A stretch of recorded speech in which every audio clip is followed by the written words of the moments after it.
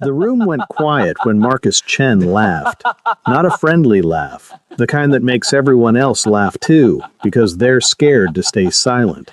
Naomi Clark stood at the front of the conference room, holding her report steady. Her hands did not shake. Her voice did not break. Let's stay focused, she said calmly. Marcus leaned back in his chair, eyes dragging over her body. Focused, he scoffed. Maybe if we didn't hire fat pigs to do serious work, this company would actually grow. The laughter came fast, loud, comfortable. Naomi noticed something important. No one defended her. No one looked away either. She nodded once, like she was accepting feedback. Then she continued the presentation. What Marcus didn't know, what no one in that room knew, was that this building was no longer owned by Greenfield Industries. It had been purchased quietly. No announcements, no headlines. And the man who now owned it was watching this meeting in silence, his expression unreadable. Yoon Sung-hyung didn't react to insults. He reacted to patterns. And Naomi Clark had just shown him something rare. She stayed calm in a room designed to break her. 6 days later, Marcus Chen would be escorted out of this same building with his belongings in a cardboard box. Before we begin this journey, if you're watching from anywhere in the world, Lagos, London, Los Angeles, drop a comment and let me know where you're tuning in from. Hit that subscribe button for love and tension, because what happens next will make you question everything you thought you knew about justice and power.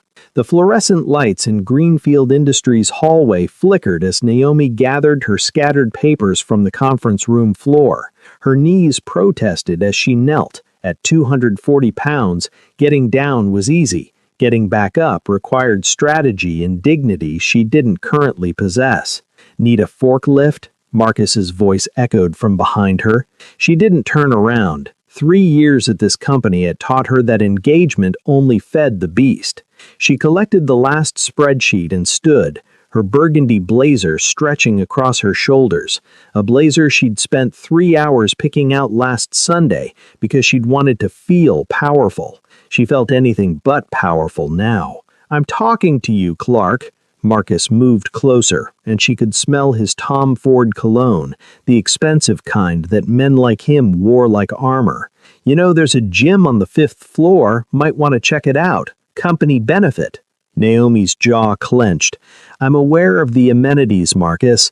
"Are you? Because you look like you've been taking advantage of the cafeteria benefits instead." He laughed, that particular laugh that made her skin crawl.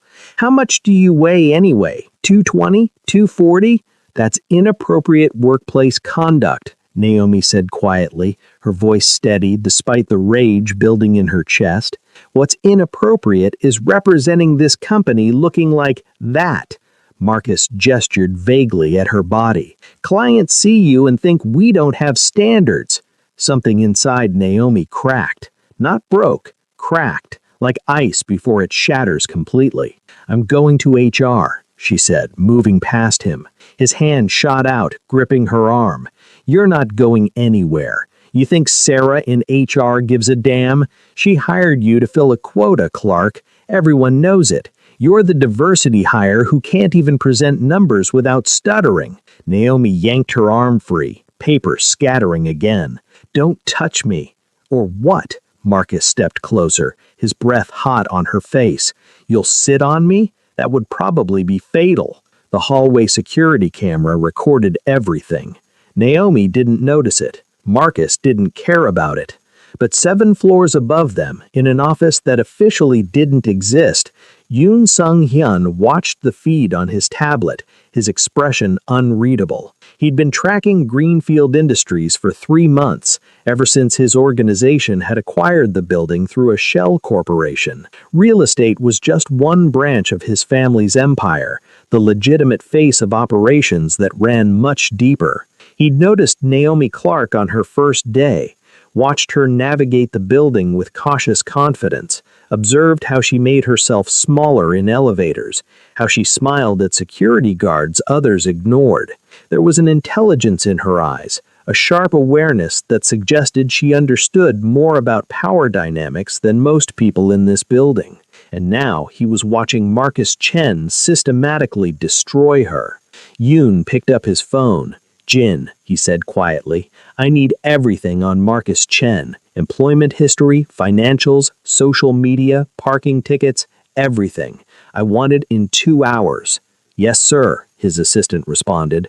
Yoon ended the call and continued watching the screen. Naomi had retrieved her papers and was walking towards the elevators, her spine straight, despite the tears he could see threatening to fall. Interesting, he thought. She doesn't let them see her break. He understood that strategy intimately. Naomi didn't go to HR. She knew better. Instead, she went to the women's bathroom on the 3rd floor, the one people rarely used, and locked herself in a stall. Her hands shook as she pressed them against her thighs, breathing deeply through her nose. Don't cry at work. Don't give them that satisfaction. Her phone buzzed. A text from her mother.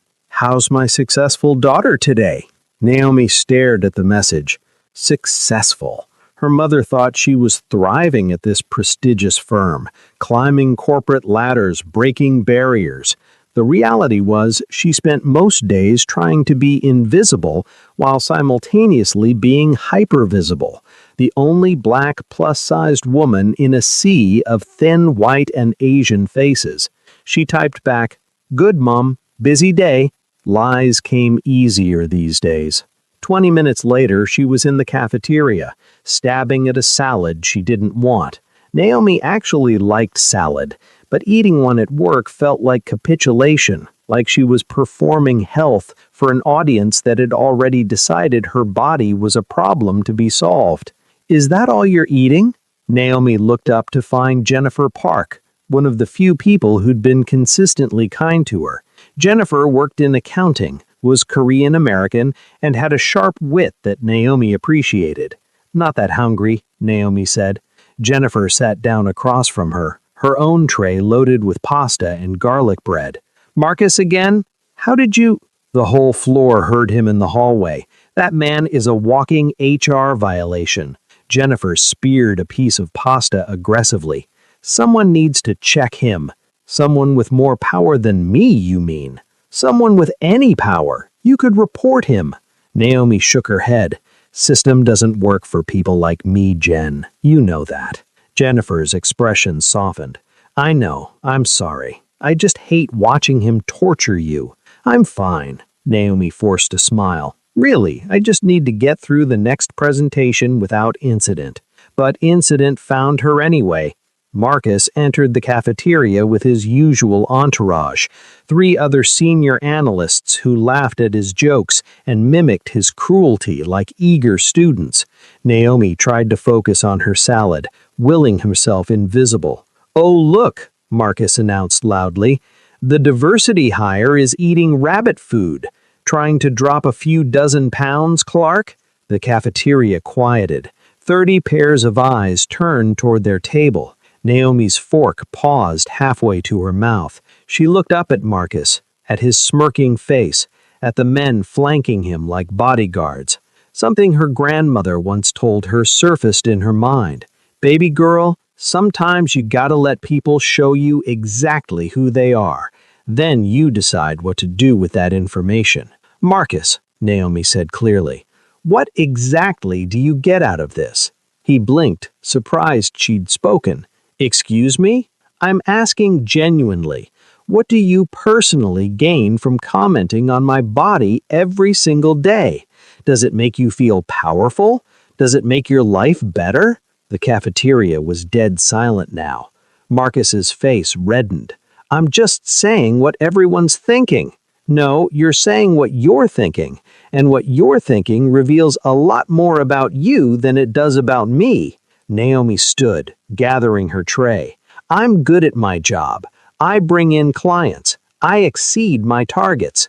The only problem in this equation is your obsession with my body, which frankly is concerning." "You bitch!" "Naomi!" Jennifer stood quickly, but Naomi was already walking away, her heart pounding so hard she thought she might faint. She'd never confronted him directly before, never spoken back. The adrenaline made her hands shake as she dumped her tray and headed for the elevators. She didn't see Marcus follow her. She didn't see the rage on his face. But the security cameras caught everything, and 7 floors above, Yoon Sung-hyun leaned forward in his chair, his phone already dialing. "Jin," he said, "accelerate that timeline. I want everything on Marcus Chen in 1 hour, not 2. Sir? And get me building access protocols. I'm making some management changes." Naomi's hands were still shaking when she reached her car that evening. The parking garage was mostly empty. She always stayed late, partly because of work, partly because going home to her empty apartment meant confronting how lonely she actually was. Her key was almost in the lock when she heard footsteps behind her. "You think you can embarrass me in front of the whole office?" Naomi spun around. Marcus stood 15 feet away, his tie loosened, his expression twisted with something that looked like fury mixed with satisfaction. "Marcus, I didn't embarrass you. I simply asked a question. You made me look like an asshole. You made yourself look like an asshole. I just pointed it out."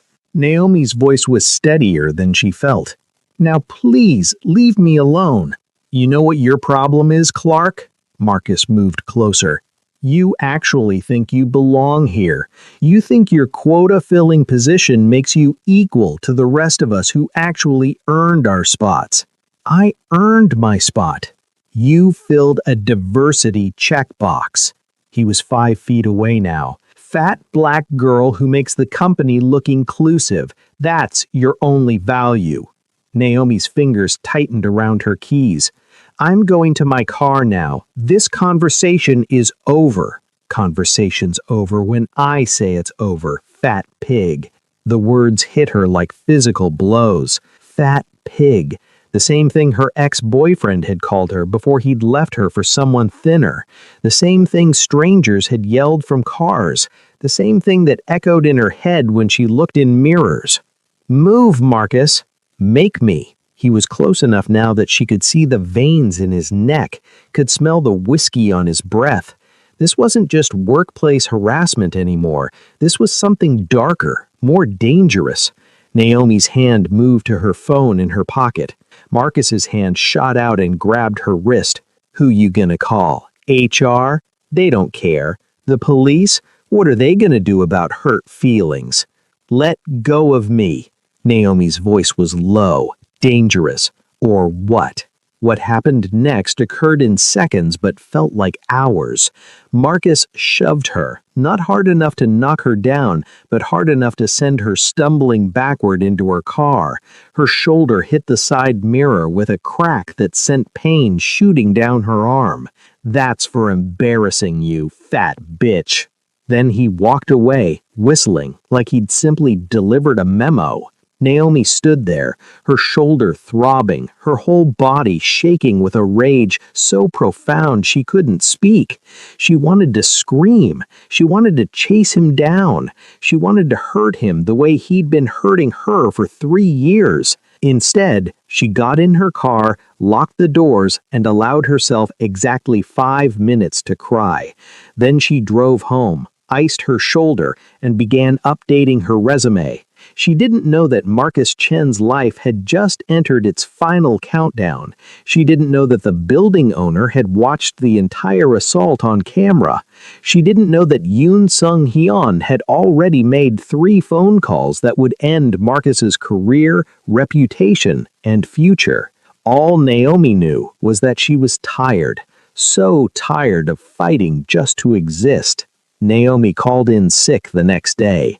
Her shoulder had bloomed into a purple-black bruise that made lifting her arm painful. She spent the morning in bed, scrolling through job listings and trying not to feel like a failure for wanting to leave. Her phone rang at 10:47 a.m. Unknown number. "Hello? Miss Clark?" A male voice, accented. Korean, she thought. "My name is Jin Park. I work for the building management company that owns Greenfield Industries office space." Naomi sat up, wincing. "Okay, We need to speak with you regarding an incident that occurred in the parking garage last evening. Would you be available to come to our offices today? 10th floor, suite 1001. What incident? We have security footage that shows an assault. We take tenant safety very seriously, Miss Clark. This won't take long, I promise. Naomi's mind raced. Someone had seen. Someone was actually taking this seriously. What time? She asked. Would 2 o'clock work for you? Yes, I'll be there. She hung up and stared at her phone. Building management, not HR, not the police. Building management had footage of Marcus assaulting her, and they wanted to talk. For the first time in years, Naomi felt something that might have been hope. The 10th floor of the building looked nothing like the floors below it. Where Greenfield Industries had modern glass offices and open floor plans, the 10th floor had dark wood paneling, art that looked expensive, and a receptionist who greeted Naomi with genuine warmth. Miss Clark, Mr. Park is expecting you. Straight back, last door on the right. Naomi followed the directions, her heels clicking on marble floors. The last door was solid wood with a brass nameplate. Jin Park, Operations Director. She knocked. Come in. Jin Park was younger than she'd expected, maybe early 30s with sharp features and kind eyes. He stood when she entered, gesturing to a leather chair across from his desk. Miss Clark, thank you for coming. I know this must be confusing. A little, and Naomi admitted, sitting carefully. Her shoulder still ached. I'll be direct. Our security system captured footage of Marcus Chen assaulting you in the parking garage last evening. Jin pulled up a video on his computer screen, turning it so she could see. This is unacceptable behavior from any tenant in our building. Naomi watched the footage, watched Marcus shove her, watched herself hit the car, watched him walk away. Seeing it from this angle made her realize how much worse it could have been. If she'd fallen differently, if she'd hit her head. I've already reported this to the police, Jin said quietly, but our building owner wanted to speak with you personally before we move forward with additional actions. Your building owner? Yes. He's very particular about the culture in his properties. Jin checked his watch. He should be here any moment. As if summoned, the door opened. The man who entered made the spacious office feel smaller. He was tall, maybe 6'2", dressed in a black suit that probably cost more than Naomi's car. Korean, probably in his late 30s, with sharp features and eyes that seemed to catalog everything in a single glance. Ms. Clark, he said, his accent more pronounced than Jin's. I'm Yoon Sung-hyun. I own this building. Naomi stood awkwardly, suddenly aware of her casual clothes, jeans and a sweater, appropriate for a sick day but not for meeting a building owner who looked like he'd stepped out of a magazine. Mr. Yoon, she managed. He gestured for her to sit, taking the chair next to hers instead of behind the desk, a power move that somehow felt less intimidating than it should have. Up close, Naomi could see the faint scar above her left eyebrow, the calluses on her knuckles that suggested he was more than just a businessman in an expensive suit. I've reviewed the footage of Marcus Chen assaulting you, Yoon said without preamble. I've also reviewed footage from the past 3 months showing consistent harassment. The hallway incident yesterday, the cafeteria, the conference room presentations where he undermines your work. Naomi's mouth went dry. You've been watching me? I've been monitoring all common areas for tenant safety, Yoon corrected. But yes, I noticed the pattern of abuse you've been enduring. I want to be clear about something, Ms. Clark. This is my building. What happens here reflects on me. What Marcus Chen has done to you is unacceptable. I appreciate that, but I'm not asking your permission, Yoon interrupted gently. I'm informing you of actions I'm taking. Marcus Chen's company leases space in my building. That lease has a morality clause regarding treatment of other tenants and employees. He violated that clause. Greenfield Industries will be receiving notice that Marcus Chen is permanently banned from this property, effective immediately. Naomi stared at him. You're banning him? Yes. Additionally, I filed a police report for assault. You're welcome to file your own report as well. Jin can help you with that process. I don't understand. Naomi's voice cracked slightly. Why would you go this far for me? You don't know me. Yoon's expression didn't change, but something flickered in his eyes. I know enough. I know you're excellent at your job, despite being undermined constantly.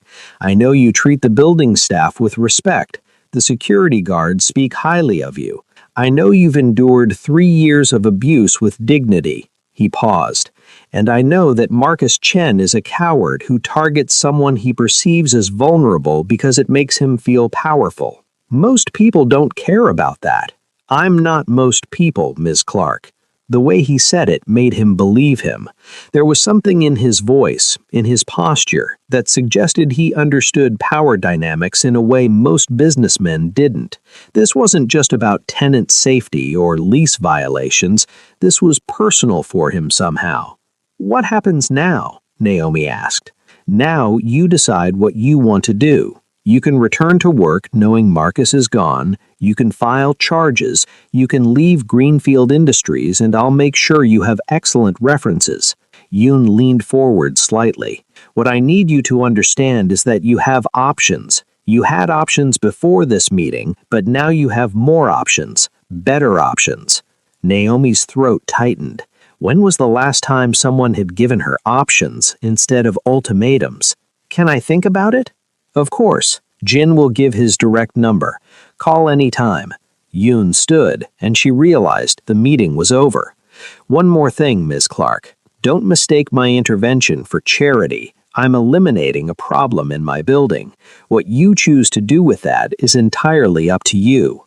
He left without waiting for a response, and Naomi sat there wondering if she'd just imagined the entire conversation. He's intense, Jin said with a slight smile, but he means what he says. Marcus Chen is done. Who is he? Naomi asked. Really? Jin's smile faded slightly.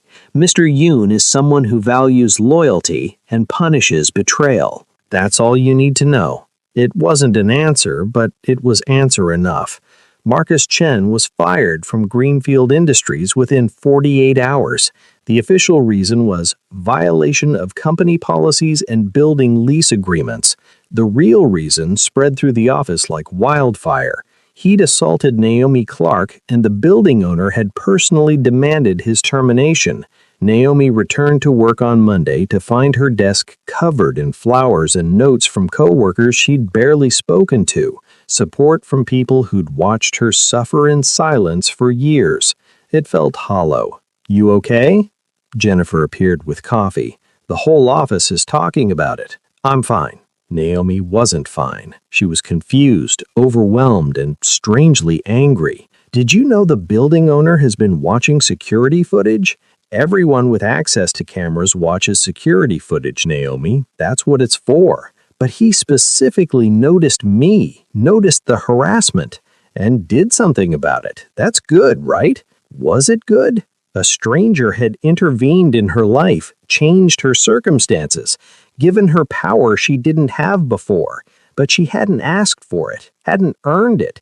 It felt like another version of being rescued, and Naomi was tired of needing rescue. I think I'm going to quit, she said suddenly. Jennifer nearly dropped her coffee. What? Why? Marcus is gone. You can actually do your job now without harassment. That's the problem. I shouldn't need a building owner to protect me. I should be able to protect myself. Naomi looked around the office, at the glass walls, the open floor plan, the people who'd watched her suffer and done nothing. This place isn't for me, Jen. It never was. What will you do? I don't know yet, but I need to figure it out on my own terms. Naomi requested a meeting with Yoon Sung-hyun. Jin arranged it for Thursday afternoon. Same office, same leather chairs. Yoon looked unsurprised when she walked in. Miss Clark. Mr. Yoon, thank you for seeing me. You're welcome. How can I help you? Naomi had practiced this speech for 2 days. Now, sitting across from him, the words felt inadequate. I wanted to thank you for intervening with Marcus. What you did, getting him banned, filing the police report, it mattered. You're welcome. But I also need you to understand something. Naomi straightened her spine. I'm quitting Greenfield Industries. Yoon's expression remained neutral. Why? Because I need to prove to myself that I can build something without someone else's protection. What you did was kind, but it also highlighted how powerless I was. I need to fix that. For the first time, something like respect flickered across Yoon's face. That's smart, is it? Yes, power taken is always stronger than power given. Yoon leaned back in his chair. What will you do? I'm not sure yet. I have savings, skills. I've been thinking about consulting, helping small businesses with their financial projections. Maybe specifically helping Black women entrepreneurs who face the same barriers I have. That's a good market. Underserved. Yoon was quiet for a moment. If you need initial capital or connections, let me know. No, Naomi said it firmly. Thank you, but no. I need to do this myself.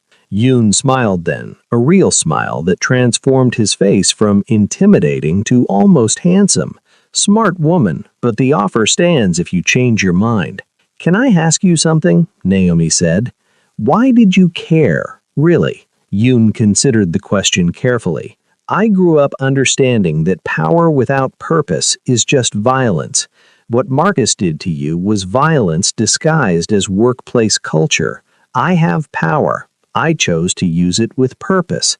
He paused. Also, I don't like bullies. Never have. It was the most honest answer she'd received from anyone in a long time. I see how you handle power, Naomi said slowly. Now, I'm going to learn to handle mine. Good, Yoon said. That's exactly what you should do. Naomi gave her 2-week notice the next day. HR seemed relieved, easier to let her leave quietly than deal with potential lawsuits from the Marcus situation. They offered her a severance package that was suspiciously generous, and Naomi suspected Yoon had something to do with it. She didn't ask. Those 2 weeks were strange. Coworkers who'd ignored her for years suddenly wanted to have lunch, to hear her plans, to tell her they'd always known she was destined for bigger things. Naomi smiled politely and kept her thoughts to herself. On her last day, Jennifer took her to lunch at a small Korean restaurant near the office. I'm going to miss you, Jennifer said over bibimbap. You made that place bearable. You made it bearable. I was just surviving. And now? Now I'm going to try thriving. Naomi mixed her rice and vegetables. I registered my business yesterday. Clark Consulting. I already have 2 clients lined up. Small businesses owned by Black women who need help with financial planning. That's amazing. How did you find clients so fast? Community connections.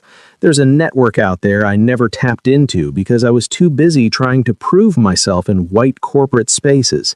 Naomi felt something loosen in her chest. I should have done this years ago. You did it now. That's what matters. They finished lunch, and Jennifer hugged her goodbye on the sidewalk.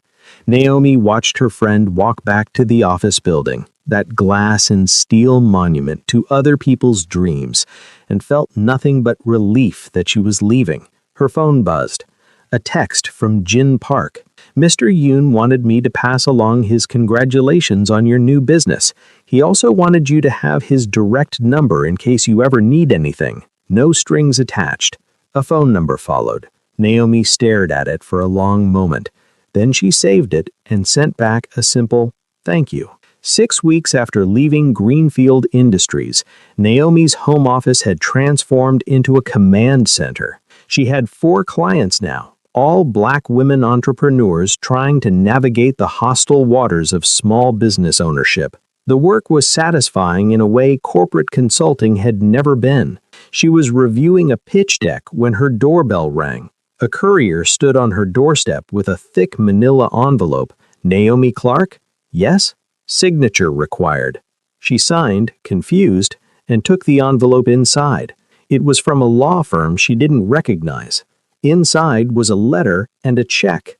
The letter was formal, legal language that boiled down to Marcus Chen had agreed to a settlement. He admitted to harassment and assault. He was paying restitution. The check was for $50,000. Naomi sat down hard on her couch.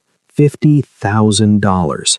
Money Marcus had agreed to pay because Yoon Sung-hyun had made sure he had no other choice.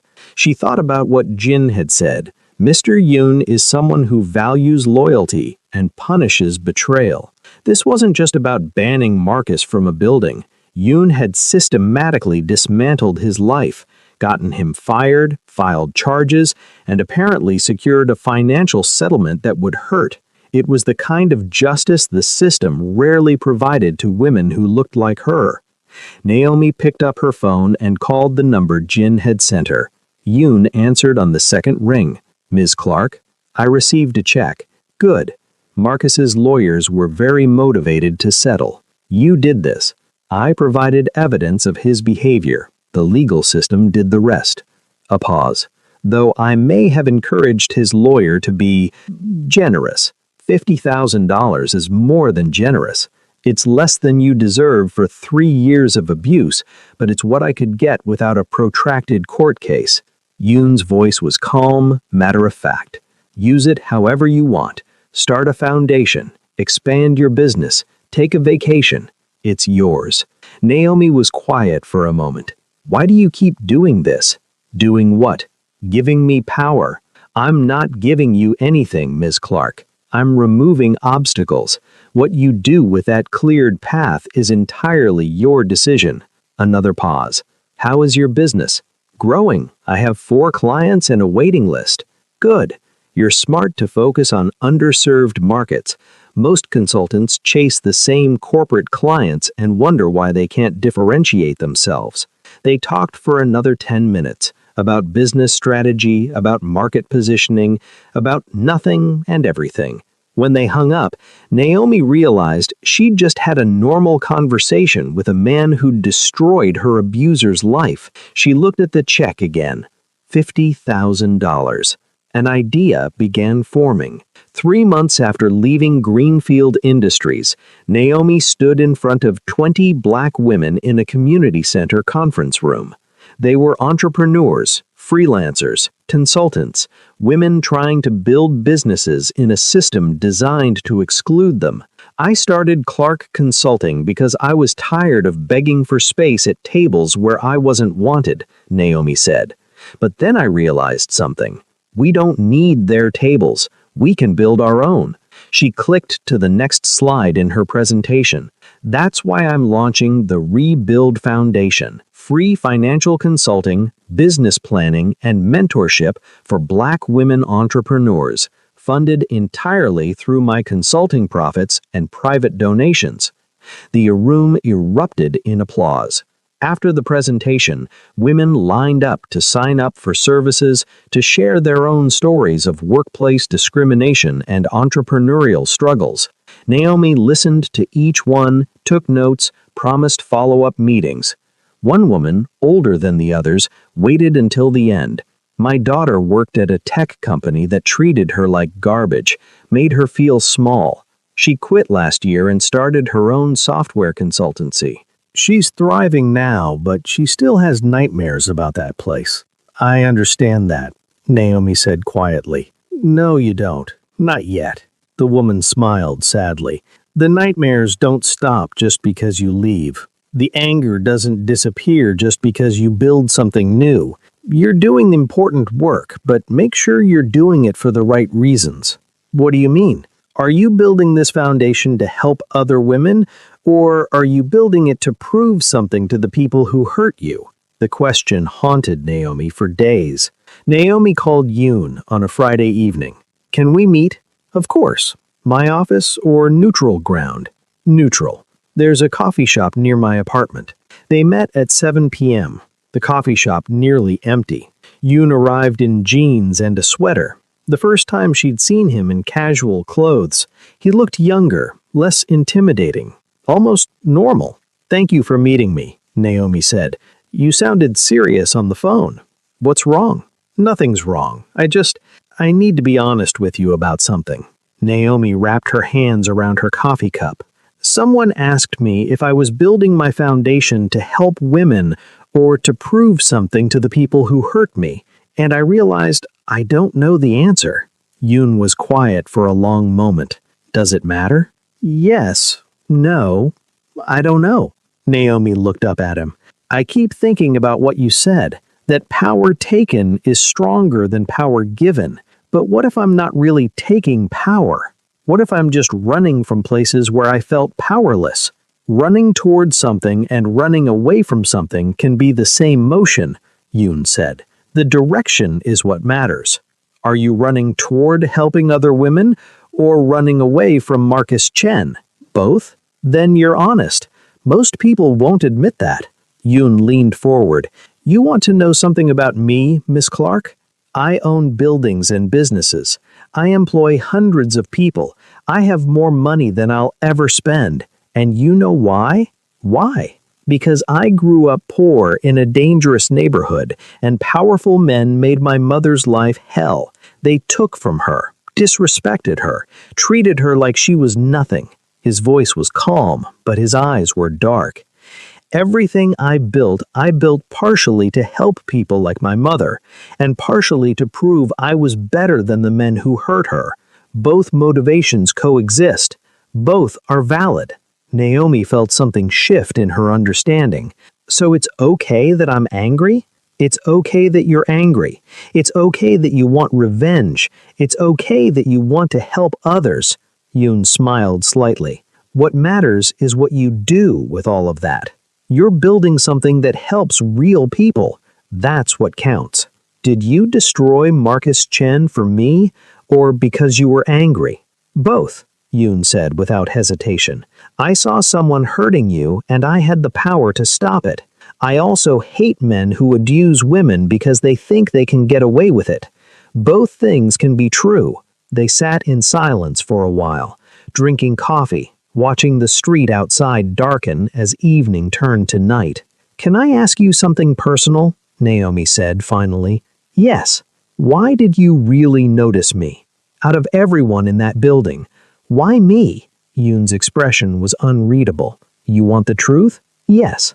Because you reminded me of my mother. The way you carried yourself with dignity even when people tried to strip it from you. The way you made yourself smaller in elevators so others would be comfortable. The way you smiled at people who society taught to be invisible. He paused. My mother did that. She worked as a cleaning woman in office buildings. People treated her like furniture, but she never lost her grace. Naomi's throat tightened. Where is she now? She passed away 6 years ago. Cancer. Yoon's voice was flat, controlled. She died never knowing that I'd become successful, never knowing that I'd avenged every slight, every insult, every moment of disrespect she endured. I'm sorry. Don't be. She taught me that power without purpose is just cruelty. Everything I do with purpose. He looked directly at her. I didn't save you, Miss Clark. I removed an obstacle. What you did after that, building your business, starting your foundation, that's all you. That's your power. Naomi felt tears threatening. Thank you for saying that. It's the truth. They finished their coffee and walked outside together. The night was cool, the street quiet. Can I ask you something advice? Naomi asked. Of course. Stop questioning your motivations. Stop wondering if you're running toward or away from something. Just run. Build, create, help people. The rest will sort itself out. Is that what you do? Every single day. Yoon smiled, that rare, real smile that transformed his face. And for what it's worth, I think you're going to change a lot of lives with your foundation. Maybe even more than you realize. They parted ways on the sidewalk, and Naomi watched him disappear into the night. She realized she'd probably never fully understand him, this man who destroyed her abuser and then stepped back to let her build her own empire. But maybe that was okay. Maybe some people were meant to be catalysts rather than companions. The Rebuild Foundation had grown beyond anything Naomi imagined. 25 clients, 3 employees, a waiting list of 60 women. articles in local business journals about the consultant who's changing the game for black women entrepreneurs. Naomi's home office had become inadequate, so she'd rented actual office space, small but professional, in a building on the east side of the city. Not Yoon's building. That had been deliberate. She was reviewing a business plan when her phone rang. Unknown number. "This is Naomi. Miss Clark? This is Detective Sarah Martinez with the District Attorney's Office. I'm calling about Marcus Chen." Naomi's stomach dropped. What about him? "His criminal trial for assault is scheduled for next month. We'd like you to testify." I thought the settlement meant there wouldn't be a trial. The civil settlement is separate from criminal charges. Mr. Yoon's evidence was compelling enough that the DA filed charges independently. Detective Martinez's voice was kind but firm. "We have security footage, medical records, and testimony from coworkers about the harassment, but your testimony would strengthen the case significantly." Naomi closed her eyes. She'd spent 6 months building a new life, creating distance from that version of herself who'd cowered in parking garages. Did she really want to go back? "Can I think about it?" "Of course, but we need an answer within 2 weeks." After hanging up, Naomi sat staring at her computer screen. She'd moved on, built something new. Was testifying moving forward or looking back? Her phone buzzed. A text from an unknown number. "I heard the DA called. Whatever you decide is the right decision. Yoon." Naomi stared at the message. How did he know? Of course he knew. This was a man who'd orchestrated Marcus's complete destruction. He probably had contacts in every office in the city. She typed back, "How do I decide?" 3 dots appeared. Then, "Ask yourself if testifying serves your purpose or someone else's purpose. Then decide accordingly." Naomi spent 2 weeks wrestling with the decision. She talked to Jennifer, to her mother, to the women at her foundation. Everyone had opinions. "You should testify to give other women courage," one woman said. "You should refuse to testify because you don't owe the system anything," another argued. "Do what's best for your healing," her mother advised. But none of them understood the real question. Was testifying about justice, or was it about revenge? She called Yoon. "I'm considering testifying at Marcus's trial," she said without preamble. "I know. What do you need from me?" "Honestly, I don't know. Maybe I just need to talk it through with someone who understands power dynamics." "Where are you?" "My office. I'll be there in 20 minutes. He arrived in 19 minutes, somehow knowing exactly which building without her giving an address. This time he wore a suit, back to the intimidating businessman mode. "Nice space," he said, looking around her small office. "You're doing well." "The foundation is doing well. I'm doing okay." Naomi gestured to the chair across from her desk. "Can I ask you something honestly?" "Always." "Did you file those criminal charges because you thought it would help me, or because you wanted to punish Marcus?" Yoon considered the question carefully. "Both. I filed charges because men like Marcus don't stop unless they're forced to stop. The settlement hurt his wallet. The criminal charges will hurt his future. He'll have a record. He'll struggle to find employment. He'll spend years rebuilding what he destroyed in minutes." He paused. "But I also filed them because I thought you deserved to see justice done, even if you didn't have the resources to fight for it yourself." "That's the problem," Naomi said quietly. "I didn't fight for it myself. You fought for it. If I testify now, am I taking power or just being part of your revenge?" Yoon leaned forward, his eyes intense. "Let me tell you something about power, Miss Clark. Power isn't about who starts the fight. It's about who controls the narrative. Right now, you control the narrative. You decide if you testify. You decide what you say if you do testify. You decide how this story ends." "But you started this. I started removing the obstacle. You're deciding what to build in the space I cleared. That's your power." He stood, moving to her window that overlooked the street. "You know what your real question is?" "What?"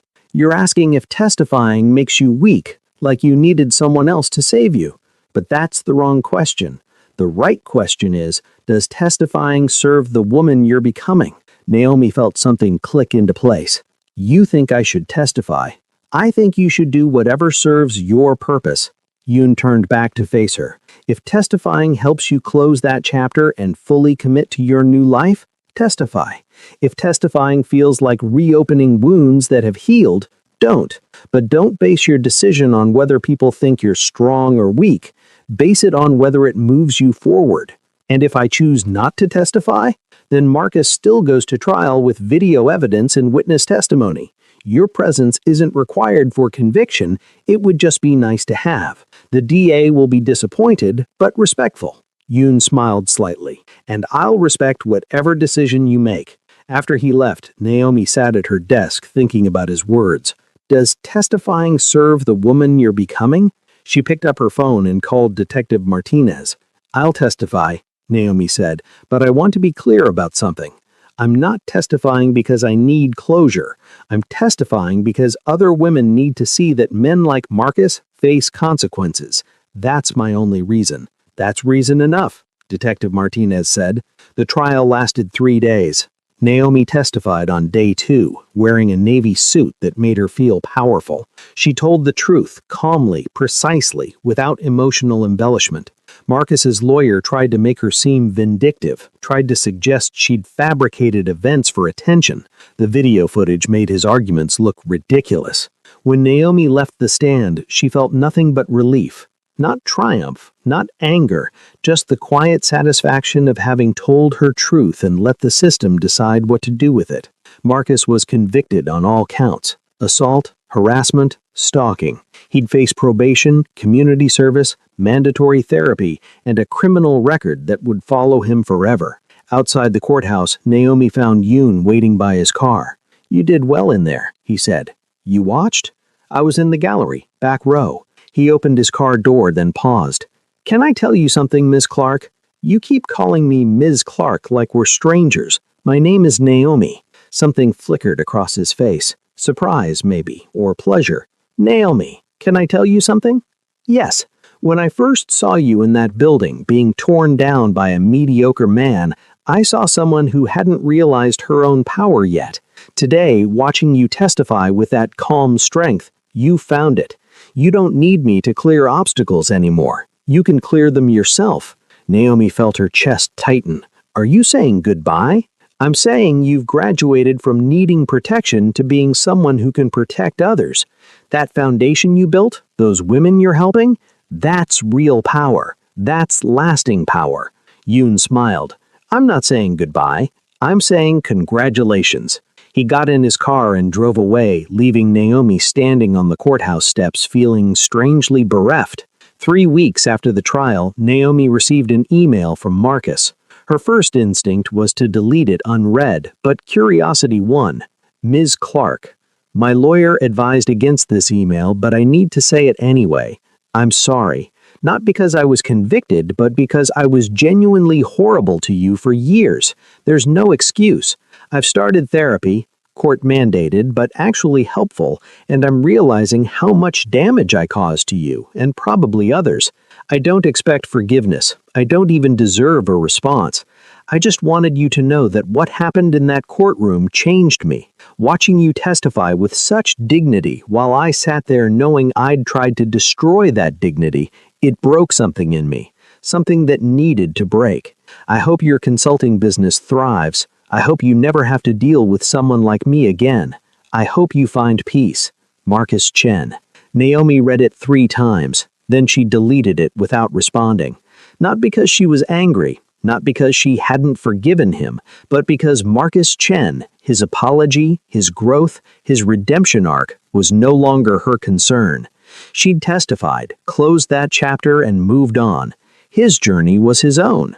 She opened her calendar and focused on what mattered: client meetings, foundation events, the workshop she was leading next week on financial planning for creative entrepreneurs. Her phone buzzed. A text from Jennifer. Dinner tonight? I have news. Naomi typed back. Absolutely. 7 p.m.? Perfect. And Naomi, I'm proud of you. The Rebuild Foundation's 6-month celebration was held in a community center that 50 Black women filled with energy, laughter, and business talk. Naomi moved through the crowd, listening to success stories from her clients. "I landed my first $50K contract," one woman said, beaming. "I hired my first employee," another announced. "I told my toxic boss to fuck off and started freelancing," a third laughed. "Best decision of my life." These were victories Naomi had helped create, not through revenge or retaliation, but through practical support, financial planning, and community building. This was power that lasted. "Excuse me, Naomi?" She turned to find a young Black woman, maybe 25, with natural hair and anxious eyes. "Yes? I'm Jasmine. I heard about your foundation through a friend. I'm working at a tech company right now, and—" She trailed off, her eyes filling with tears. "They treat me like I'm stupid, like I only got hired because of diversity quotas. My manager makes comments about my hair, my weight, the way I talk, and I don't know what to do because I need this job, but I feel like I'm dying inside." Naomi's chest tightened. She knew this story. She'd lived this story. "Come with me," she said gently, leading Jasmine to a quiet corner. "Tell me everything." They talked for 30 minutes. Naomi listened, took notes, asked strategic questions. By the end, Jasmine had a plan. Document everything, build a backup financial cushion, start developing her own freelance client base while still employed, and give herself permission to leave when she was ready. "You're not trapped," Naomi said firmly. "You feel trapped because they want you to feel trapped, but you have skills, intelligence, and options. My foundation can help you build those options until you're ready to use them." Jasmine hugged her, crying, "Thank you. I was starting to think something was wrong with me." "Nothing is wrong with you. Everything is wrong with systems that make talented people feel small." Naomi handed her a tissue. "But here's what I need you to understand. You have to fight for yourself. I can give you tools, resources, support, but ultimately, you have to decide you're worth fighting for. You have to decide your dignity matters more than their approval." "How did you learn that?" Naomi thought about Marcus, about Greenfield Industries, about the years she'd spent making herself smaller. She thought about Yoon removing obstacles but making her walk through the cleared space herself. "I learned it by leaving," Naomi said simply. "I learned it by building something new instead of waiting for the old system to change. And I learned it by accepting help when it was offered, then using that help to become strong enough to help others." That night, Naomi called Yoon. They'd texted occasionally over the past few months, but hadn't spoken directly since the trial. "Naomi," he answered, "how was your foundation event?" "Good, really good. We helped 50 women today, and I think at least a dozen of them left ready to change their lives." She paused. "I wanted to thank you." "For what?"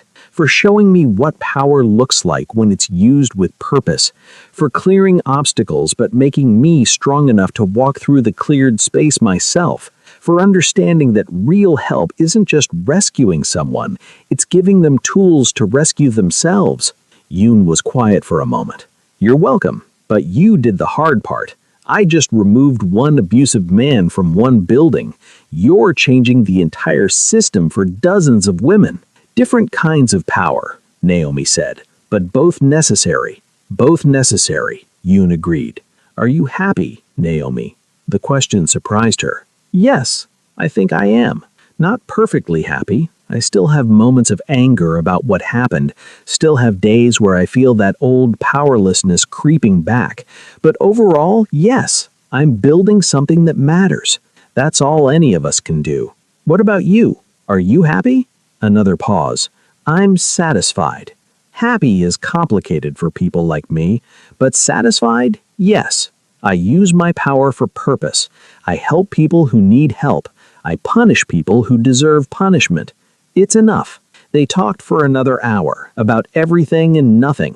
Business strategies, difficult clients, the challenges of building something meaningful in a world designed to tear down people like them. When they hung up, Naomi realized she'd stopped seeing Yoon as her savior or even as a powerful benefactor. He was simply someone who understood power and chose to use it wisely. They'd probably never be friends. Their worlds were too different, their experiences too separate, but they understood each other in a way most people never would. 1 month after the foundation event, Naomi received a letter. Actual paper letter, not email, with no return address. Inside was a single sheet of expensive stationery with a handwritten note. Naomi, I'm leaving the city for business that will keep me overseas for at least 2 years. Before I go, I wanted to tell you something I've never told anyone else.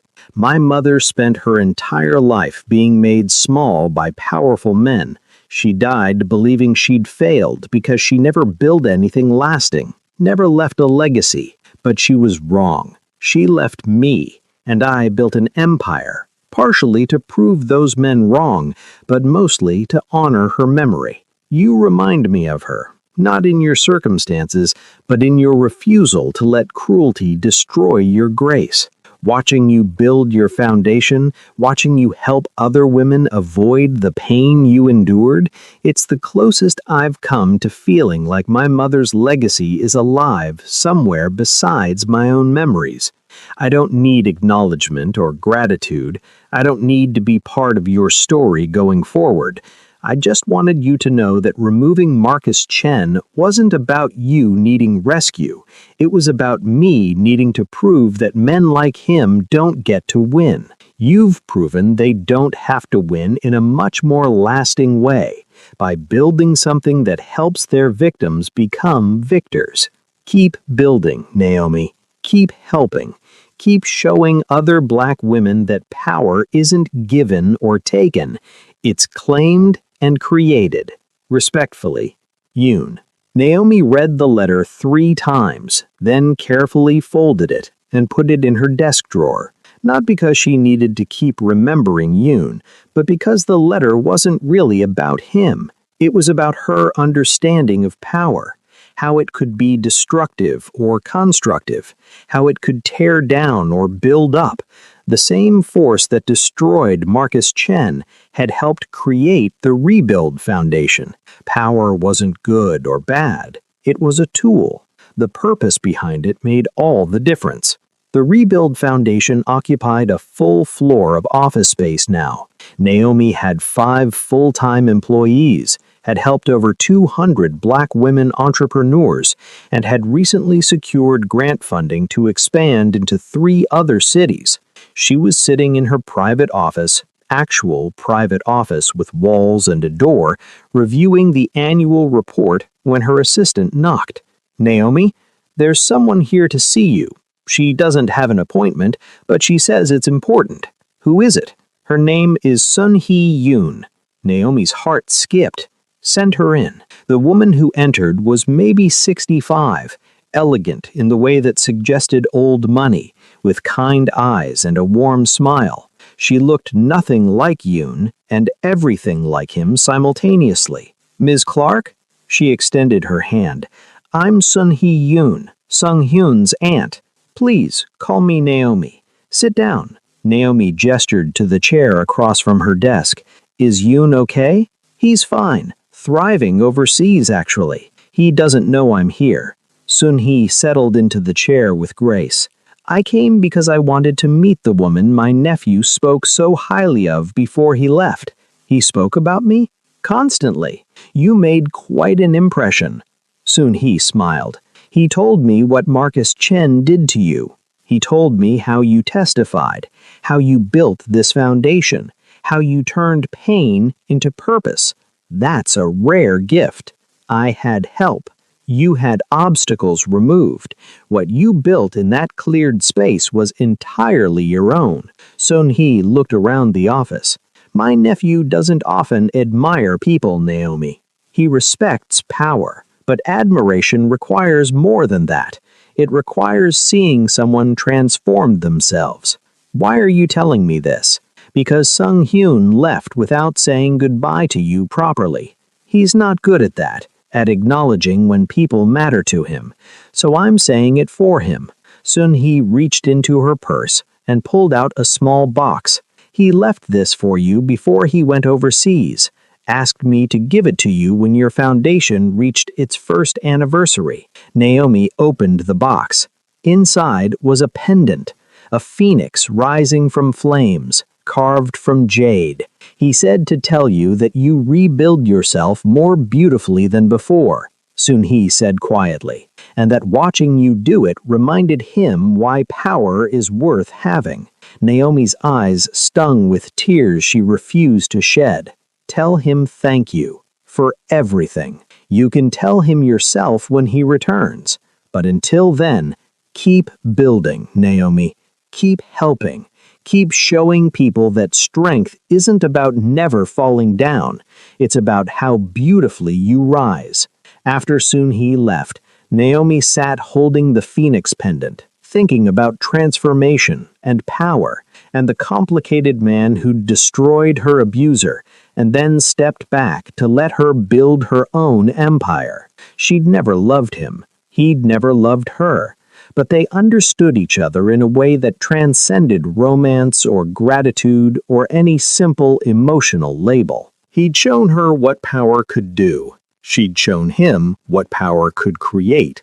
Both lessons were equally valuable. Naomi stood at the podium in a hotel ballroom, looking out at 300 black women entrepreneurs attending the Rebuild Foundation's first annual conference.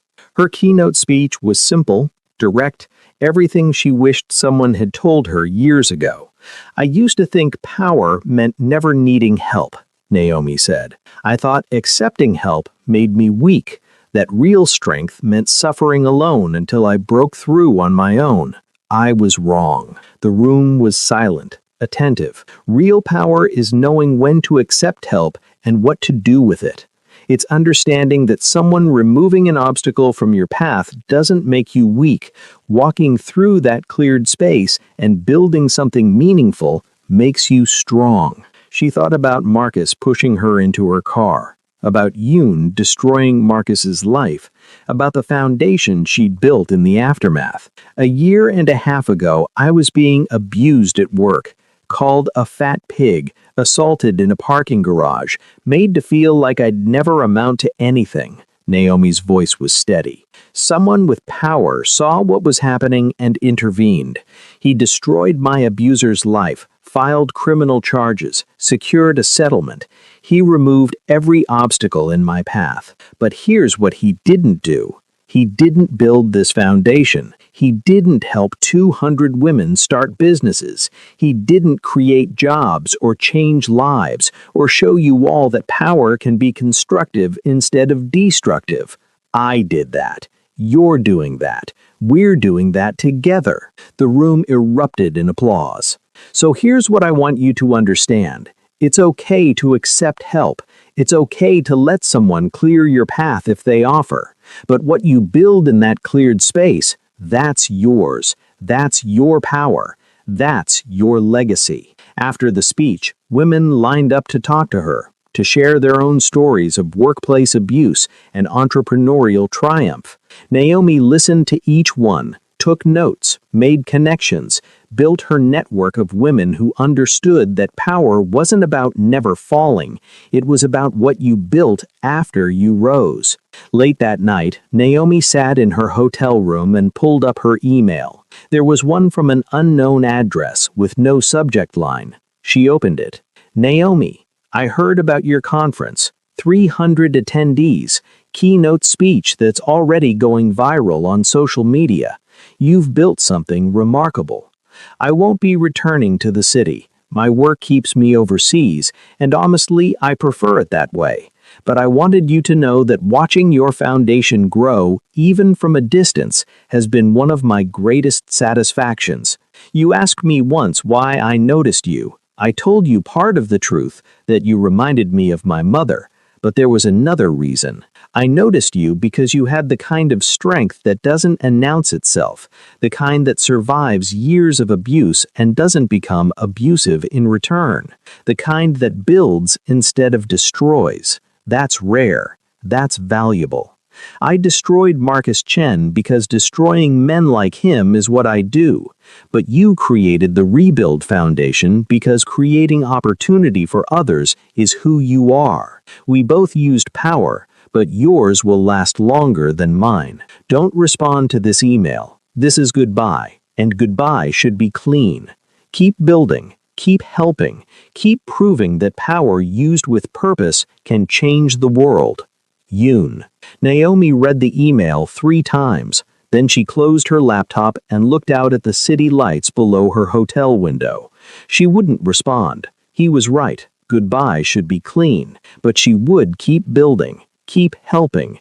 Keep using the power she'd claimed for herself to create opportunities for others. That was her purpose now. Not revenge, not proving Marcus wrong, not gratitude to Yoon. Just purpose. Clean, clear, powerful purpose. Naomi picked up her phone and opened the group chat with her foundation team. Tomorrow, let's start planning next year's conference. I want to reach 500 women. Are you in? 5 responses came immediately. Absolutely. Let's do it. I'm in. Already planning. Hell yes. Naomi smiled and set down her phone. Outside, the city sprawled before her, full of women who needed help, who needed community, who needed someone to show them that pain could transform into purpose. She would be that someone. Not because Yoon cleared her path, not because Marcus taught her what cruelty looked like, but because she decided after falling to rise with intention. That was real power. That was her legacy. And it was only the beginning. As we close this chapter of Naomi's journey, I need to know, what did you feel watching her transform? Did this story move you? Did it challenge you?